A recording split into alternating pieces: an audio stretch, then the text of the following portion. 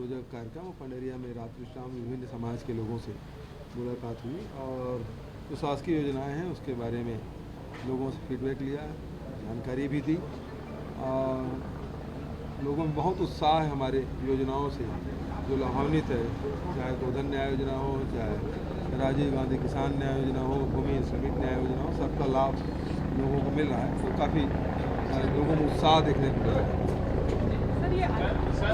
Sir एक सवाल था कि राजनीतिक दृष्टिकोण से देखें तो रमन सिंह को केंद्रीय नेतृत्व है उसको लगातार पीछे धकेल रहे हैं, नए लोगों को सामने ला रहे हैं। यदि हमारे दृष्टिकोण से देखेंगे तो रमन सिंह के एरिया जाना हमारे लिए लाभदायक है, लेकिन व्यक्तिगत तौर से कहें रमन सिंह जी के राजनीतिक भविष्य के लिए तो उनको राज्यपाल बन जाना चाहिए। आप कह रहे हैं कि छत्तीसगढ़ की राजनीति से भी उनको बाहर होना चाहिए, जाना चाहिए बाहर। मैं नहीं कह रहा हूँ, मेरे लिए कांग्रेस के लिए तो लाभ इसी में है कि रमन सिंह यहाँ रहे, लेकिन यदि व्यक्तिगत रूप से पूछें उनके राजनीतिक जीवन के हिसाब से तो उनको राज्यपाल बन जाना चाहिए। सर, आयकर विभाग इधर देश भर के जो कमिश्नरेट है उसका पुनर्गठन कर रहा है, तो मध्य प्रदेश और का जो विभाजित करके महाराष्ट्र विदर्भ को शामिल किया जा रहा है और इसलिए कि क्योंकि विदर्भ का जो राजस्व है उसकी वृद्धि कम है और छत्तीसगढ़ के राजस्व की वृद्धि ज़्यादा है, तो इसको लेकर बात करेंगे क्या? कैसे, मैं समझा नहीं। सर, आयकर विभाग इन दिनों अपने देश भर के कमिश्नरेट्स का पुनर्गठन कर रहा है, तो पहले मध्य प्रदेश छत्तीसगढ़ होता था, मध्य प्रदेश उसको विदर्भ में कर रहे हैं, तो इसका ये होगा कि राजस्व जो है वो विदर्भ की तरफ पास किया जाएगा। वो इसलिए किया जा रहा है कि उधर घाटा है और ये जो छत्तीसगढ़ का राजस्व लगातार बढ़ रहा है, तो इसको लेकर बात। और छत्तीसगढ़ को कहाँ जोड़ रहे हैं? विदर्भ में। अब वो केंद्रीय उन लोगों जो व्यवस्था है, भोपाल से रायपुर आने में थोड़ा सा उनको समय लगता है, नागपुर में ज़्यादा कंट्रोल करेंगे कि रोज़ आना जाना उनका लगा रहता है, वो राजस्व के हिसाब से नहीं है, वो छापे के हिसाब से। तो पुनर्गठन जो है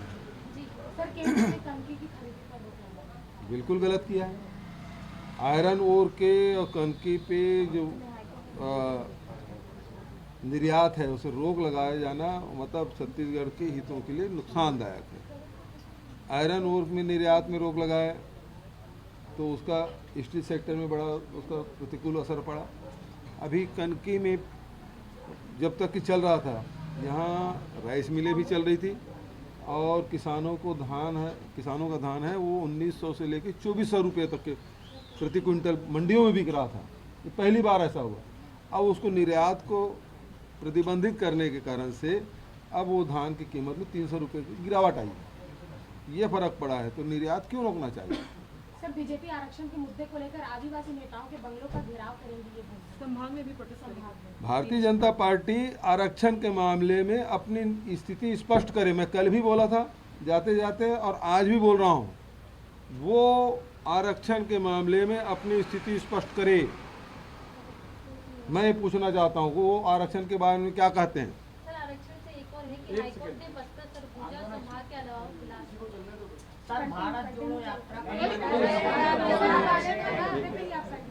हाँ, आरक्षण के मामले में मेरा कहना स्पष्ट है कि हम तो लड़ाई लड़ रहे हैं।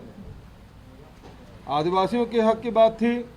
2005 से भारत सरकार का निर्देश आ गया था कि अनुसूचित जाति जनजाति को उसके जनसंख्या के अनुसार उनको उतना प्रतिशत आरक्षण दिया जाए, लेकिन रमन सिंह 2005 से लेकर 2011 तक के रोक लगा कर रखे थे।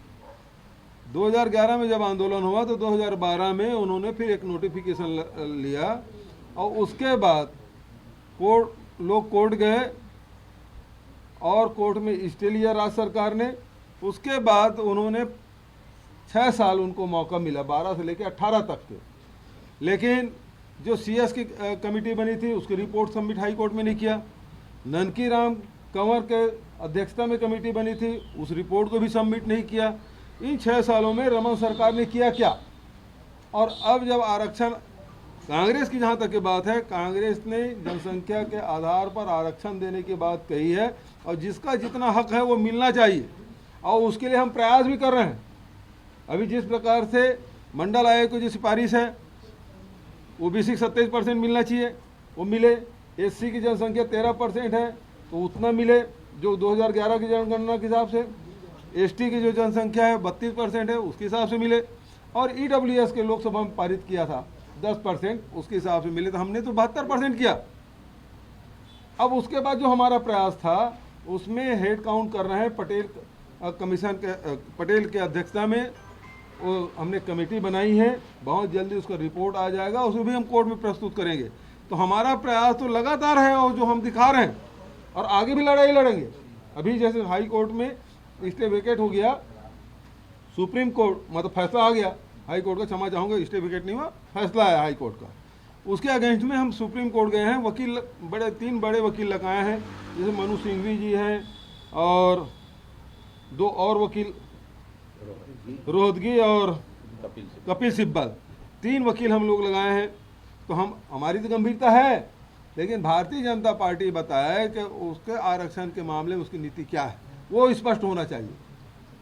ठीक है, वो तो पुरानी बात है। उसी को लेकर अभी और आया है। आदेश जारी मई में ऑर्डर आया था, आदेश भी अब जारी जीपीएल और कोरबा में सरगुजा और बस्तर के लोग। हाँ, वो जो हम लोग मिनी पीएससी जो बनाए थे उसको कर दिया गया है, लेकिन अब उसके बाद ही वहाँ के बस्तर और सरगुजा के आदिवासियों के हितों का हम पूरा ध्यान रखेंगे। सर, अध्यक्ष चुनाव कांग्रेस में थरूर जी और उनके बीच हो रहा है, तो अभी आपको किसके साथ में रहेंगे? खड़गे जी के। आपको किसका समर्थन करेंगे? क्योंकि जितने भी सीनियर हैं सब खड़गे जी के समर्थन में जा रहे हैं। अच्छा, तो आपको पता चला? आप किसके साथ हैं? गोपनीय मतदान होना है। अब कैंडिडेट जो संपर्क करेंगे उसके बाद विचार करेंगे भाई, है ना? यात्रा कर्नाटक पहुंच गई है जी, और राहुल गांधी जी ने कहा है कि ये यात्रा का लक्ष्य है कि लोगों को सुनना, और विपक्ष और लोकतंत्र में एक ऐसी संस्था है कि जहां हम लोग बोलना चाहते हैं संसद में, तो वहां हमारे माइक बंद कर दी जाती है। इस पर क्या कहें? यही बात है कि मन की बात कितना सुनेंगे, जन की बात सुनना चाहिए। और जन की बात सुनने के लिए राहुल गांधी जी पहले तमिलनाडु से शुरुआत किए, पूरा केरल प्रदेश उन्होंने पद यात्रा की, अब कर्नाटक तीसरा प्रदेश है जहाँ वो लगातार पद यात्रा कर रहे हैं और लाखों लोग इस पद यात्रा से जुड़ रहे हैं।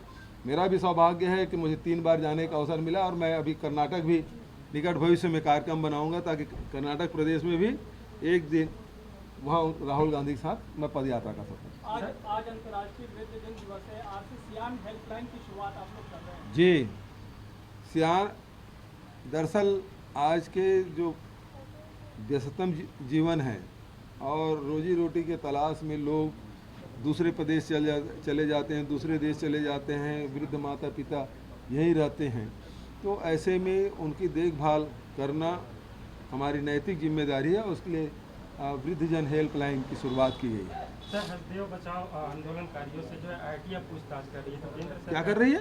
पूछताछ कर रही है। कौन? आईटी पूछताछ कर रही है? तो ये आप ही जानकारी दे रहे हैं भाई। तो केंद्र सरकार क्या जो है जो आंदोलन है उसको चलने की तैयारी कर रही है? मुझे इस प्रकार की कोई जानकारी नहीं, जानकारी होगी तो मैं देखूंगा क्या है। ठीक है। नमस्कार, मैं हूं मानक गुप्ता।